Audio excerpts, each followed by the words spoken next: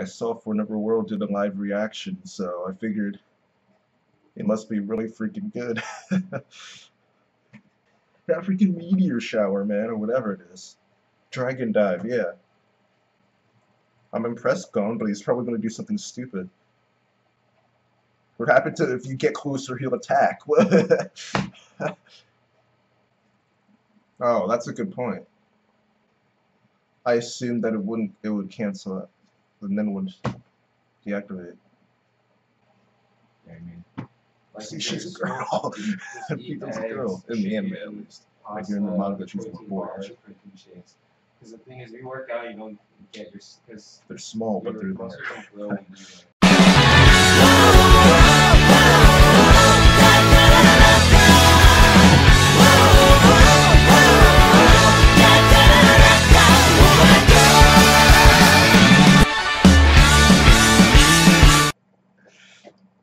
Yo, you guys. This is Blacklist of the Abyss, and you're watching my review for Hunter x Hunter, episode 112. And this episode was awesome. I mean, it was just awesome. All right, the actual content was good. There were a few different things I could have chosen for my thumbnail. Like there was. Which it's actually really impressive because, to be honest, when it comes to actual story progression, the story really only moved ahead like a minute and a half. Like seriously, they stretched a minute and a half to 22 minutes. All right, there was not much story progression at all, but it was still amazing. Okay, which again, mostly due to the narration. Not mostly, but like the narration is a big part of it. It's just it really makes things feel more important when they describe little things like they do using the narration. Or not little things, but you know, the narration is just, it's awesome how they do that. But as far as the actual content of the episode goes, there is this. In the beginning, Hyubi transforms into his first transformation. It has 6 arms, including his 2 original ones. But yeah, he has 6 arms, and Shoot just freezes in his place. He doesn't move forward anymore because, which was good on his part to think of this, but he realized that if he moved forward anymore, Hyubi was going to attack him, and if Hyubi attacked him, Knuckle and Meliorone might be hit in the crossfire, and that's not good. Right, so he stayed back for that. But then all of a sudden, Dragon Dive, boom! All these dragon lances and those meteors and crap come crashing through, and Killua recognizes it right away. You know, oh, this is this is my granddad. This is Zeno right here. That I didn't realize that he's the old friend that Netero was talking about. But the only one who legitimately recognizes the threat right away is Gon. Then Killua after that. Then Moro, and then Shu. Okay, Knuckle and Meliorone, we don't know how whether they thought about it or not, but it doesn't really matter. When Dragon Dive first started coming in, I realized, well, even before then, I knew that it was crashing through, and I always thought there's a possibility it'll hit them. But when I actually saw it falling through in this episode, I was thinking, you know, what if it hits Knuckle and Meliorone? Then they're screwed. But I never actually considered the fact, like, what if the Nen doesn't deactivate? What if it stays active? Then they'll never be able to know if Knuckle and Meliorone are alive. So they won't be able to contact them or anything. They'll have no clue. Alright, so I gotta give props to Gon on that. He figured it out right away. Like he literally did not miss a step. Seriously, like that was very impressive on Gon's part. And of course Killua as well, finding it out right afterwards. All of them really finding it out literally like a fraction of a second. You know, so I got to give him props for that. And when Shoot realizes it, he starts to kind of freak out because he realized that was his job, and now Gon and Killua are trying to make up for him freezing and staying back and not realizing the threat. But he ends up recovering and like just going forward anyway, and actually looking pretty cool. So that's gotta give some credit to Shoot too. The narrator did, so I might as well too. Yeah, so Shoot ended up looking pretty cool there. And in order to let everyone know that he is in fact alive, Knuckle punches Yuppie right in the side and leaves APR there as well. APR, I completely forgot about APR to be honest. At first, I didn't even realize it was Knuckle because they actually showed his fist for us viewers so that we knew what was going on. But it was just like a hand. They didn't show his entire armor and hid entirely. They just showed the hand. And earlier they showed Shoot sending his like hands and his cage forward to get Yuppie's attention. So at first I thought that was Shoot, but no, it was actually Knuckle, letting them know that he is alive, and Yuppie has no clue what's going on. He shouldn't have felt that. He was pushed over to the side, so obviously he's gonna know he was pushed over to the side. But the actual impact he shouldn't have felt because when Meliorone was pushing that bird didn't feel a thing. It was just like it didn't. It's like it didn't notice at all. So he shouldn't have felt that unless it changes when it's not Meliorone but someone using God's accomplice.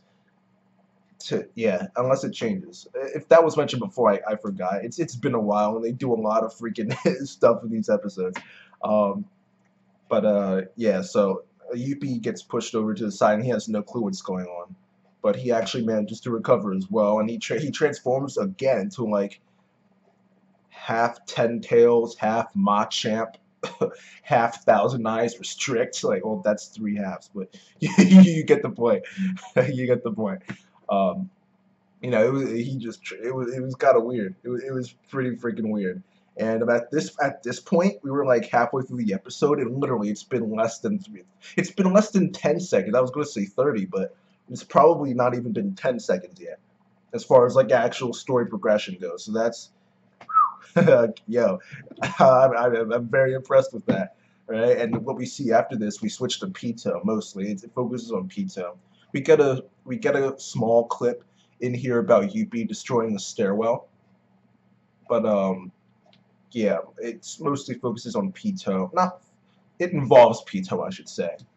Um, she's falling and she can't fly, so she can't do anything. And while she can't do anything, she realized she gets the idea to use N, which she wouldn't have done if she could fly like Poof could. If she could fly like Poof, she would have went straight to the king like him. But since she had the time to think, she got the idea to use N, and everybody got affected by that. Everybody.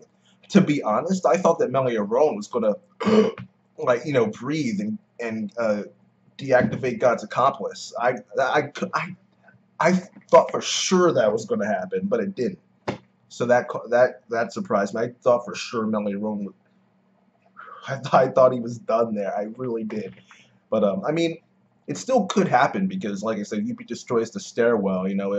If him and Knuckle get disconnected, or if he breathes, before being able to make it up,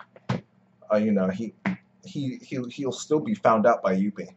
So, yeah. But the reason why those are just side effects of Pizza using N. The real reason she used it, and I'm saying she because in this episode, while we see her flying through the air, well, first let me just mention that she used N to locate Miram, so she finds him and realizes that Netero and Zeno are on their way there.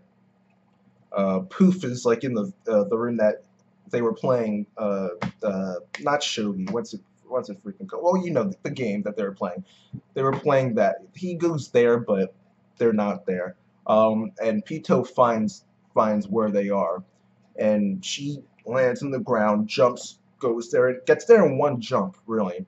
But Miram, well, he ends up leaking out. I don't maybe leaking out is the wrong word, but he ends up kind of just leaking out his aura, and literally everybody gets frozen by that. Well, not everybody because there are only three of them there, but yeah, Netero, Zeno, and Pito, they all get frozen by it. They're just like, and Pito is like midair.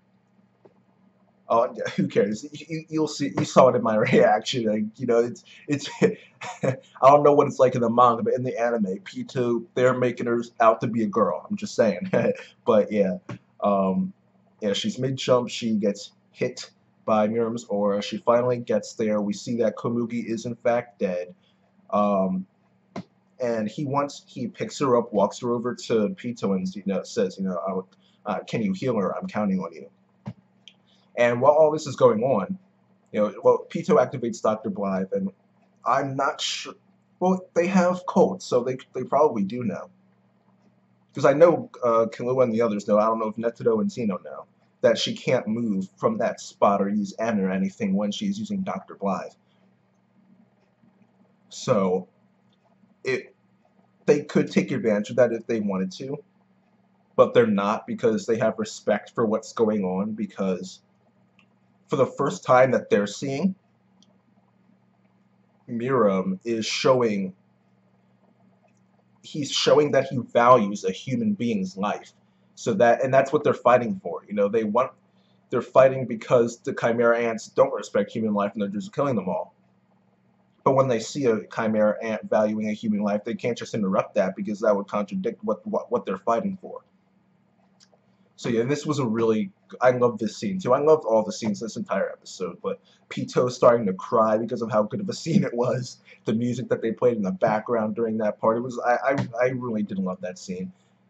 And the last part we see is Netedo and Zeno let their guard down. And they get this idea like, oh crap, we're gonna die, because Miriam walked right past them easily.